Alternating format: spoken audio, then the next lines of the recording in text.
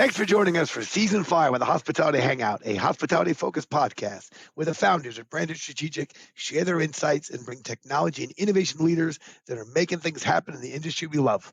My name is Jimmy Frischling, otherwise known as the Finance Guy. I'd like to introduce my partner, Mr. Michael Schatzberg, also known as the Restaurant Guy. And thanks for that kind introduction, Jimmy. And to all those listening, call me Shatsy. Together, we're the personalities behind Branded Strategic Hospitality. We work at the intersection of hospitality, technology, innovation, and capital. And Jimmy, before we get into it, I have to say your voice sounds incredibly sexy today. And I'm just wondering, did this have anything to do with us hanging out in Vegas at RFDC and Food on Demand 4 nights in Vegas? Is it associated in any way, shape, or form? I think the correlation between the two might be higher than I'd like to admit. I have a theory that Vegas is an awesome 2-night town, and we overstayed by several nights. So I agree. Yeah. I've never been there for more than 2 nights. Bachelor parties, 4 nights in Vegas. Restaurant finance show was unbelievable. I mean, it had to be 3,000 people, food on demand, right up against that. At the Bellagio, it was incredible. It was great. We saw so many old friends, made new friends. It was unbelievable. Jimmy, loved it. Can't wait. And we got RLC coming up. It's just awesome. No, I am. And we got a great show. And we got a fantastic show. Now, I'm thrilled that in-person events are back. Everyone's doing the best they can to navigate these waters, but it is really good to see people in person. Okay, listen, we really do have a very exciting episode today. Our guest today is our friend, Joel Montaniel, CEO and co-founder of 7Rooms.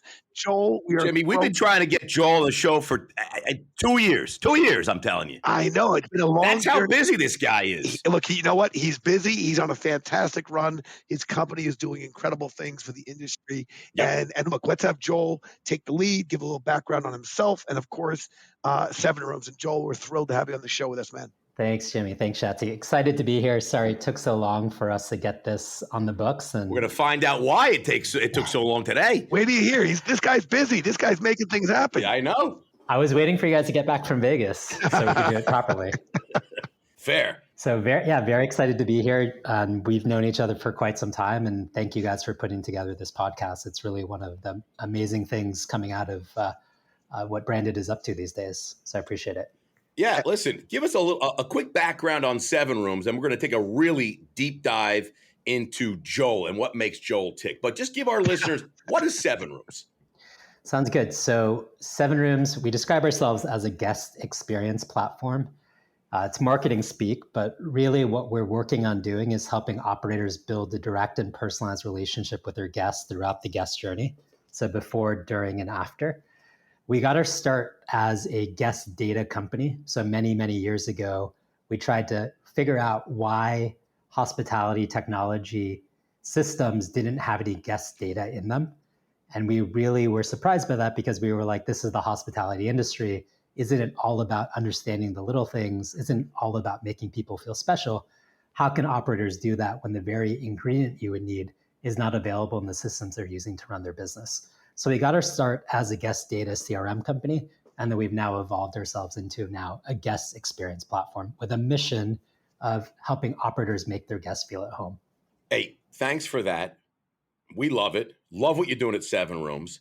But let's take a little deeper dive into Joel. What makes Joel tick? And I think this is interesting because Jimmy, as our finance guy, I think has a lot in common with you, being that you are an ex-finance guy. I remember meeting you, and you told me you were in the finance business. And you were at Credit Suisse, I think. Credit Suisse, yes. And I think Jimmy he spent some time at these foreign banks and these wacky names and what have you. So, I mean, you're both finance guys. European financial institutions. What did I say? You said foreign and wacky. I don't believe. Oh, is that bad? That's restaurant talk, Jimmy. I don't think Credit Suisse or CS. I don't think Societe Generale, SG, or Fortis. These are wonderful European institutions with fantastic U.S. presence. Joel happened to work at one of the leading banks in the world. Thank you for correcting me. Yeah. I know Chase and Wells Fargo. Yeah. Credit Suisse less concerned about keeping your savings account, Shatsy. But let's let Joel talk about his time at Credit Suisse and then into 7Rooms. Yeah, how'd you go from Credit Suisse to hospitality? That's what I want to know. Yeah, it's not, back then it was not your typical moving from finance to technology. I think in 2005, 2006, 2007, most people don't realize, but there were very few technology companies here in New York, many finance companies. And I remember telling my friends I wanted to go start a technology company at some point, and I was going to leave finance for technology, and they all thought I was crazy. But long story short, I got my start at Credit Suisse. Back then, it was called CSFB, and a lot of people were calling it First Boston. People were calling it Credit Suisse. Yeah, People were calling it Credit you guys had a Suisse. big office right here on Park South by a couple of our restaurants. That's right. Yep. Michael, Right they still there. do. They, you know what? They haven't moved. They're still right there. Oh, you guys still have a big office right over here by some of our restaurants. That's right. Yep, in 11 Madison Park. So yeah, I mean, that was the start of everything, and we can dive into a lot more detail. But it became pretty clear to me that I wasn't that passionate about finance. Wanted to go start a company, and it turned out that hospitality and technology were the intersection of that passion. So I decided after a few years of being in finance to make that move. Listen, I want to get involved here, and I'm going to say something, and I hope it doesn't cost me too much. You were the first person that really started to tell me about the engagement side. When Branded launched its business, we were all in on delivery and off premise, and really thinking about how are we going to do better in the customers, our guests that are not coming in our stores. But you were the first one that really talked about guest engagement. So in previous conversations, you also brought up the life cycle of tech, and I love that. In your opinion, when we talk about tech, where are we in that cycle? Are we in the beginning? Are we in the middle? Is this the end? Where are we in the life cycle of tech? Yeah, if we take hospitality technology as the starting point, I believe we're still in the early innings, the very beginning of the cycle. You had kind of V1.0 technology stack in we'll call it 90s and 2000s, moving towards cloud. And I think cloud has enabled a lot of opportunities in addition, of course, to mobile. So it feels like we're still in the very, very early days. And, as I look around the world, and I just got back from a trip to the beach, and some of the best restaurants in that city are still using pen and paper. So it still feels like we're in the very early innings, and I'm excited about what's coming next. What can I ask you a question? Because I remember we didn't touch on this, and I just want to get back to it. There was an aha moment, I think, for you that I remember that you and your friends were like eating out or something. What happened that you came up with the whole idea for SEVENROOMS? Didn't something happen? Yeah, it was a combination of different experiences. If I had to pick the common threads, being in the finance world, we would take we would go take clients out to dinner, and it was this big celebration of this really long deal that everyone was happy to get done. And we always picked the same 4 or 5 dinner spots, which I thought was really interesting because we had a budget where you could go anywhere in the city, but it turned out it was the same steakhouses or sushi restaurants. And the reason we picked those places— You can name names, by the way, on this show. We love names. Back in the day, there was like the Megus of the world and those types of places. Sure. Yeah, the kind of trendy finance style places. Very expensive, I remember. STK even, STK is still great. Still rocking it out. Jimmy and I had dinner in Vegas, by the way. There you go. Unbelievable. So we'd always go to the same places, and I kind of scratched my head and wondered, why do we go to the same places every time? And it turned out because one of the managing directors knew someone at that restaurant, so we had a pretty good idea that we're going to get taken care of.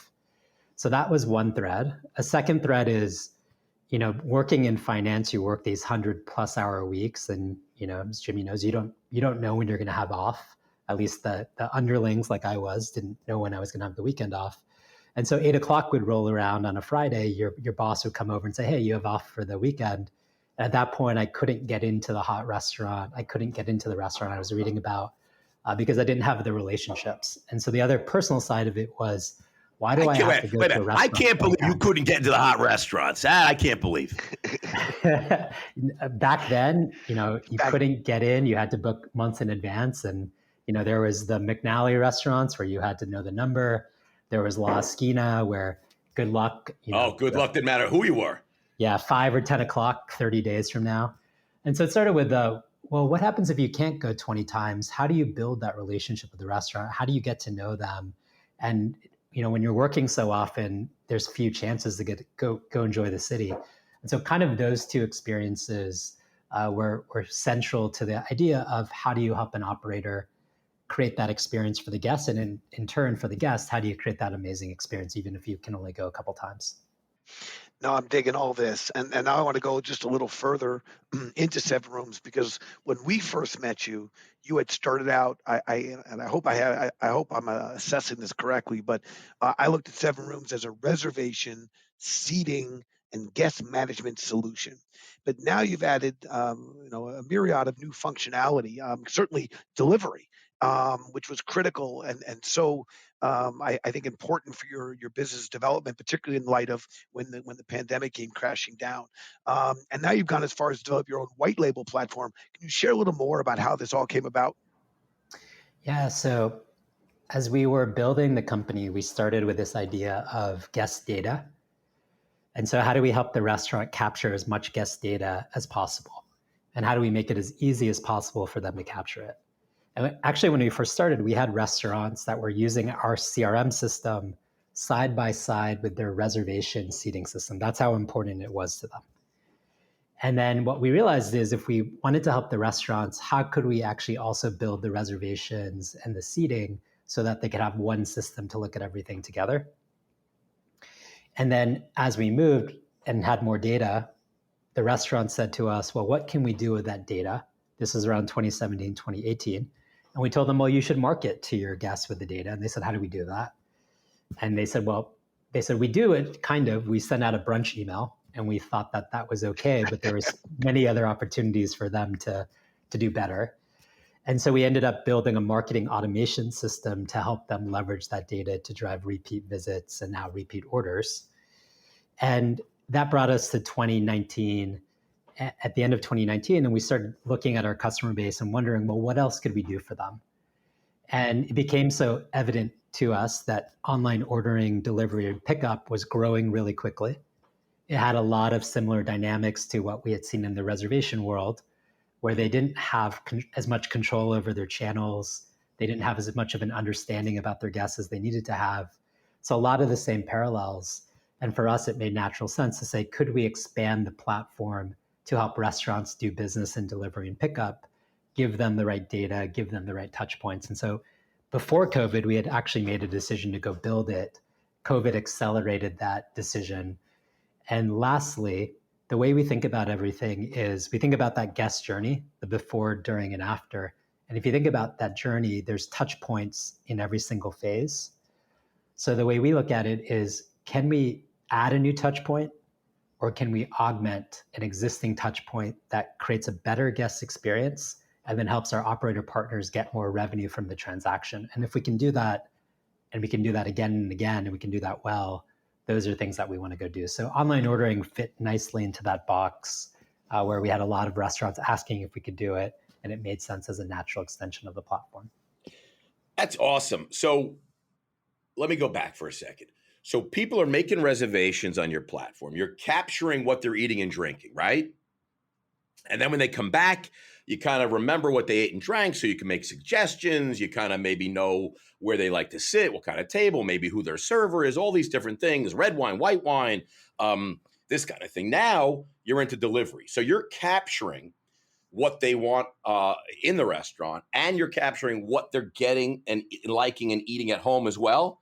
And it's the same customer. So you're building a really complete picture of this consumer on-premise and off-premise. So what kind of things, what kind of personalization are you offering to the restaurants that the consumers will get? Like, what is it? Just emails? Is it text messaging? Is it suggesting that Jimmy ate steak, so maybe he would get, we deliver steak? How does it work? Give us a little more detail.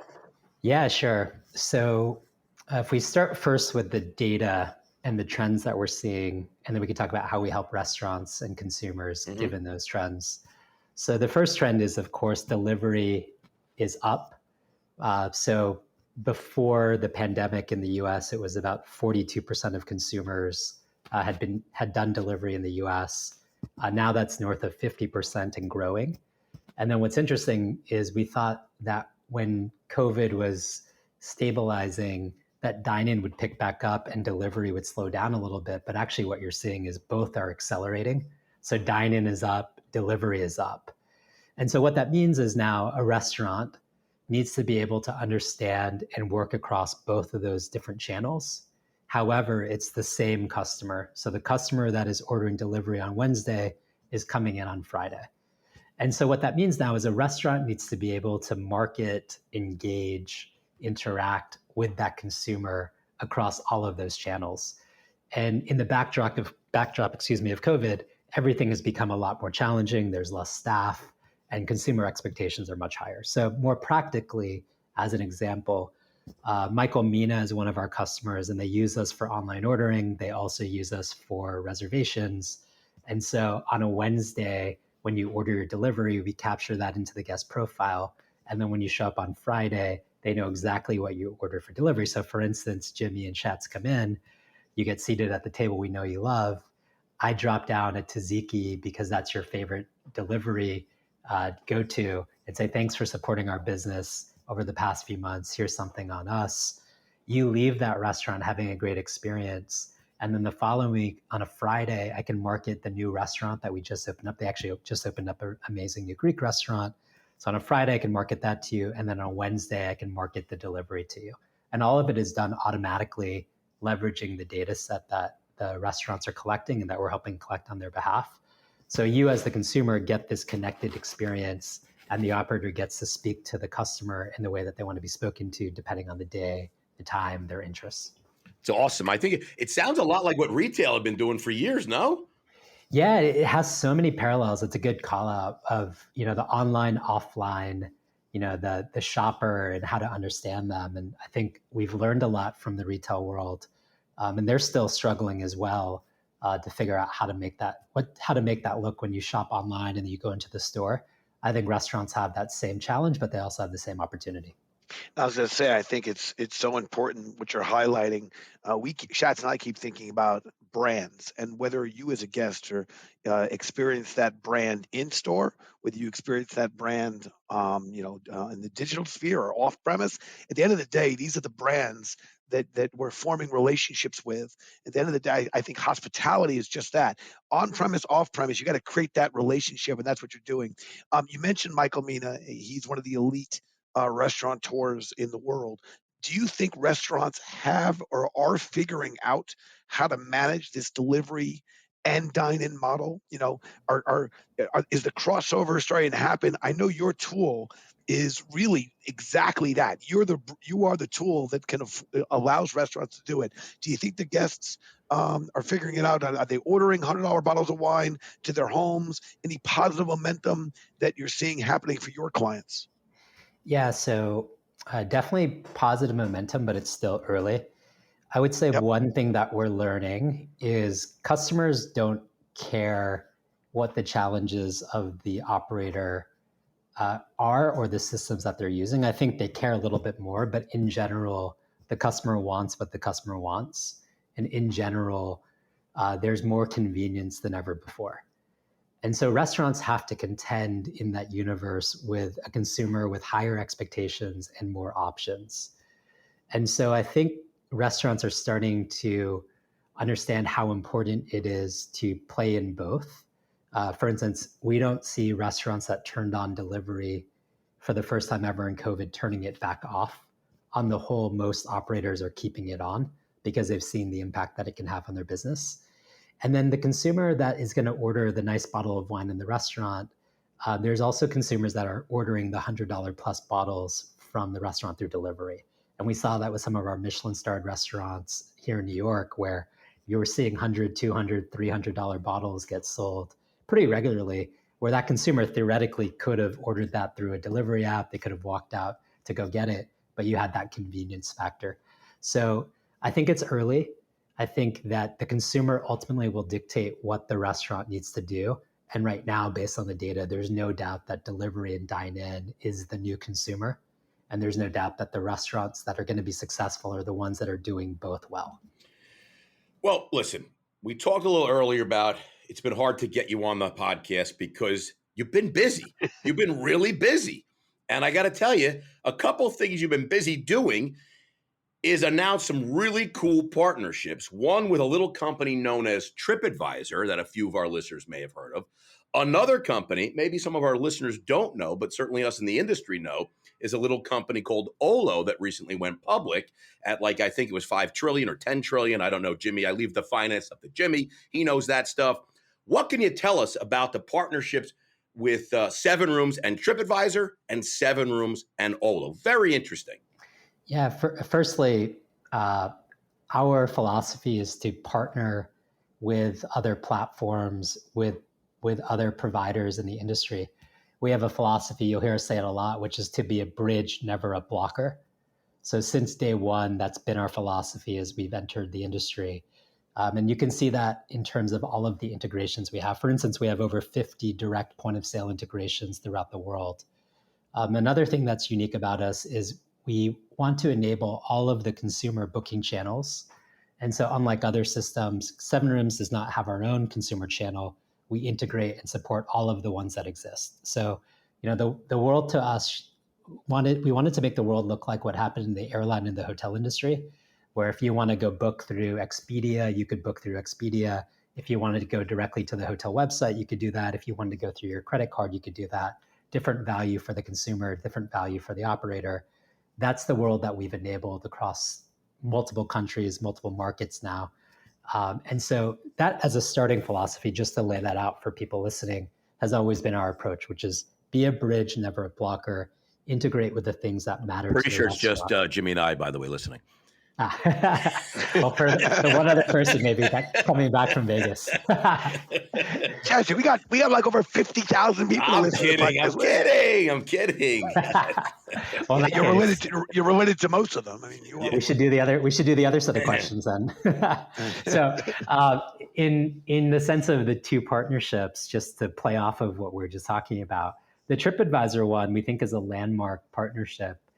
You have a company who has one of the largest, if not now the largest, consumer booking network in the world. They have over 90,000 restaurants that are using the reservation platform. And the behind the scenes on that one is they were looking for a partner that had best-in-class restaurant technology that they could pair their best-in-class consumer network. And so why that's exciting is because they're going to sell the SevenRooms platform to the top restaurants in France, in Spain, in the Nordics, in Italy, and they believe in helping the restaurant. And so they thought SevenRooms was the best platform they had seen. So it's a multi-year partnership. It gives us the chance to get to new parts of the world that maybe haven't been as touched by technology, or there's an opportunity to improve technology, which can then improve the guest experience. So it's one of those ones where I think it demonstrates how we approach the world, which is we want to partner with the right partners. And the right consumer channels are also some of the right partners, so long as they're helping to help the restaurants. So that's the TripAdvisor partnership. Very excited about that one. And it was many months in the making. So shout out to the teams that worked on that. But Olo, don't forget Olo. Yeah, and Olo's great too. So and Olo's great too. Yeah, shout out to Noah and the team. We've been a longtime admirer. He came in to speak. We would have different speakers from the industry come in, and he was one of those speakers at our pre-shift meeting, which is our town hall, and he gave a phenomenal talk on resilience and grit, and hats off to them and the whole team on their IPO. They're another partner that shared philosophy, shared vision. They've been at it for so long. I love the Olo Wisely deal that just happened. Big fans of the Wisely team as well.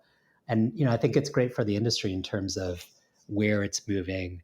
There's millions upon millions of restaurants. We can't get to every single one. So the more technology companies that have the right philosophy, all the better for the industry. So the Olo partnership in particular was also many years in the making, many months in the making. And what that enables is for restaurants that are using Olo, for us to pull that data in to the SevenRooms profile and then be able to service it, market it for brands. So it's a great one. Super excited about the potential on that as well. Oh, that's great stuff. And my expectation is there'll be more of these types of partnerships coming your way. Again, given I think where you've uniquely positioned the company. I want to shift gears a little bit. While Shatz and I started the podcast, because we like talking to other people and we like asking questions, we learned along the way that sometimes our guests have questions for us. So let's kick into our talking back, where we offer our guests the chance to ask us any questions. Nothing's off the table. Joel, the microphone is yours. Well, I like that you guys do this. This is great. So I have a few that come to mind. You only get one, Joel. One question. I'll make it, On show, Joel. Can I make it a It's your podcast. three-part, one question? Right. One question, many parts. You can do Exactly. that. You got the right. Question 1A. Right. No. So 1A. Yes. So because of your unique position, you sit as operators, you sit as funders and capital providers. You also are building community. I'm curious if you were to wear two hats. The first hat is as a hospitality operator. So you have many restaurants. If you were to give advice to a up and coming restaurant technology company, what advice would you give them to pitch you guys as hospitality operators? What would you want to hear from them that they could do for you? That's a fantastic question. And I really think it's geared towards the restaurant guy. Yeah, no, I think it is great. And you know what? I mean, Jimmy and I have experienced so many people coming to us, in the restaurant side, because Jimmy's finance guy, but he's been our partner in the restaurants for as long as I know him. And we've always had people come to us and pitch ideas. And one kind of, person that would come to us, they were just really looking. It's almost like they'd never really understood anything about how a restaurant works outside of they've eaten in restaurants. And so they're not, it's almost like they're in search of a problem or search of a solution, and I think it's really important to make sure you understand, the operations of the restaurants. And I think I love when we get people coming to us that are either have worked in restaurants or owned restaurants, and they're truly solving problems because they know the problems they've had. They lived it. So a lot of times we get folks that come and pitch ideas to us, and I say that that's just not the way it works. So I really, really, really recommend anybody who's trying to solve some problems to really make sure that those are the biggest problems that restaurants and hospitality are facing, if that makes sense. Yeah, I only want to add, because I think Shatzy's on point. There is a false sense of familiarity with this industry, and it lives between the operators and their guests. I mean, look, we don't even call them customers; we call them guests. They walk in and they want you to take care of them. And by the way, your 7Rooms is helping restaurants and hospitality venues take care of that guest. But there's a false sense of familiarity. And I think that has bled into and moved into the tech and investing space, particularly for tech people building solutions in search of a challenge or an opportunity because they think they know it. And my strong advice to any tech company, whether you work with Branded or someone else, leverage subject matter experts, leverage people that are in the industry and understand the workflow of a restaurant or again, a venue that allows the tech to be meaningful and relevant. But it's a great question.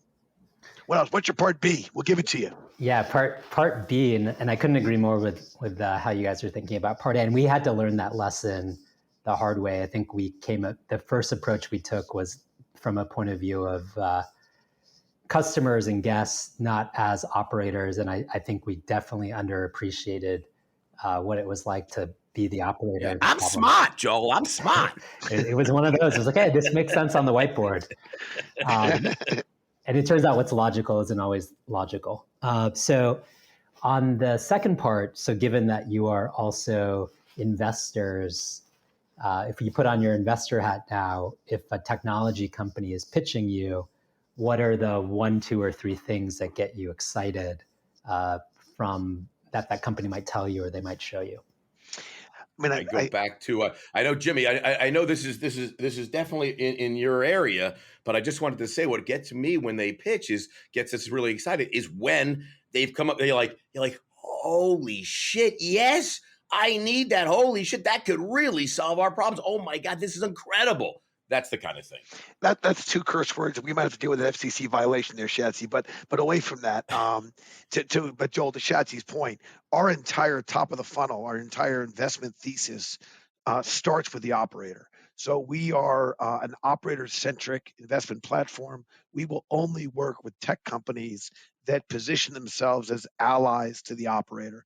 Therefore, our diligence process, the investment team doesn't pick up a pencil. Not that anyone picks up pencils anymore, but they're not allowed to start their process until the expert team says, I love this and I would use this, for whatever reason that it resonated with them.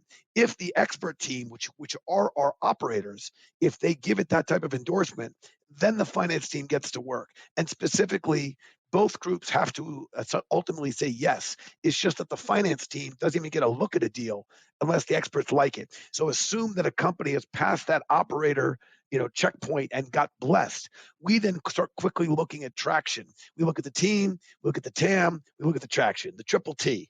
How are we connecting with that team? What are the resources they have in place? What's the depth? We're an early stage investor, so we know that there's going to be limited information, but ultimately we're quickly looking at the addressable market, and then ultimately what traction, what proof of concept have they delivered that gives us confidence that we can help them, with our capital and with our connections, help them scale and grow. So that's what we've been up to. Shatsy, we gonna give Joel part 3, or are we gonna move on to the crystal ball? Oh, he's got a part 3? He's got part 3. I thought he forgot. I figured I would use my Jedi mind tricks and he'd move along. I have a selfish part 3. Joel's a big deal. We got to give him. He said there's 3. We'll Joel, give him 3. you can get a reservations at any of our restaurants. Don't worry. What night? How many people? All right, we can skip my next question then. All right, I'm a coffee drinker, and I'm curious. I always love the coffee I have at restaurants, but when I get coffee at home, it's never quite as smooth or never quite as good. So for someone who drinks coffee, is there a coffee that you serve at the restaurants that I could buy at the store, or what would you suggest I should be drinking for coffee at home? Wow, that is an interesting question, because I just got an espresso. I just got an espresso with those little pods at the house, which I got to tell you, makes a beautiful cup of coffee. Our restaurants, all of our branded restaurants, the entire crew, the whole group uses Cobrix coffee out of Hoboken, New Jersey. Been roasting coffee since, I think the family started in like 1908.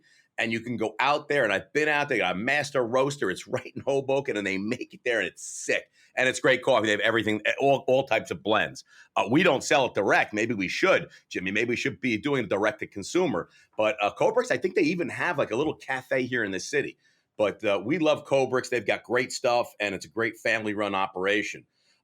If that helps you. Well played. Listen, we're gonna move right into Crystal Ball Moment, which is now sponsored by Cobrix. When you want good coffee, Cobrix coffee. When you want Since coffee, 1908, Hoboken, New Jersey.